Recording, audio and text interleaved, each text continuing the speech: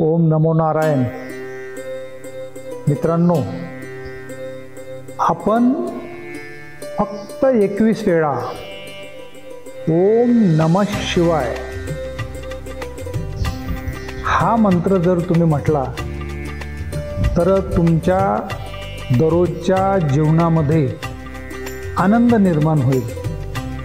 तसेच ओम नमः शिवायचा जप केल्यामुळे तुमचं शरीर ताजतवानं होईल आणि हा जप केल्यामुळं तुमच्या जवळ येणाऱ्या ग्रहबाधा, बला, दुःख, भूत प्रेत पिशाच हे तसेही पडून जातील आणि तुमच्या शरीराची जी अंतःस्रावी ग्रंथी आहे ती लाखो स्पेसीज आपल्या शरीरामध्ये दररोज तयार होऊन राहिल्या। ह्या स्पेसीजमध्ये एक चेतना निर्माण होऊन ह्या कार्यासाठी हे ओम नमः शिवाय मंत्र जे आहे हा खूपच तुम्हाला गुणकारी ठरेल आणि हे फक्त 5 मिनिट आपले दररोजचे तुम्हाला कुठल्याही दुःखापासून मुक्त ठेवेल।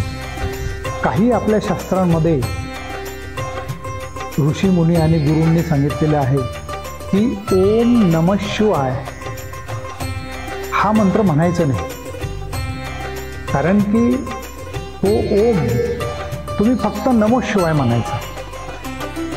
तर मित्रांनो, हा मंत्र एखाद्या गुरूंनी दिल्याशिवाय म्हणता येत नाही असं जरी शास्त्र सांगतं, तरीही आजच्या आधुनिक युगामध्ये तुम्ही ह्या माझ्या व्हिडिओच्या माध्यमातूनच गुरु समजून तुम्ही ओम नमः शिवाय फक्त तुम्ही 21 वेळा मंत्र हा एकांतामध्ये जाऊन आणि जसं योग साधनेमध्ये बसून तुम्ही हा जर म्हटला तर निश्चित तुम्हाला तुमच्या शरीरामध्ये एक चैतन्य निर्माण होईल, तुमचं शरीर सुंदर दिसेल, तसेच तुम्ही कुठल्याही भयापासून मुक्त व्हाल आणि तुमचं शरीर निरोगी व दीर्घायू होईल।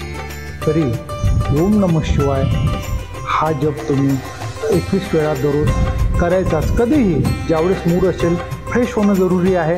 आंघोळ झाली तर खूप छान, नाही आंघोळ झाली तर हात तोंड मोह धुवायचं, जिथं कोणाचा आवाज येत नाही अशा ठिकाणी जायचं आणि ह्या मंत्राचा जप करायचा।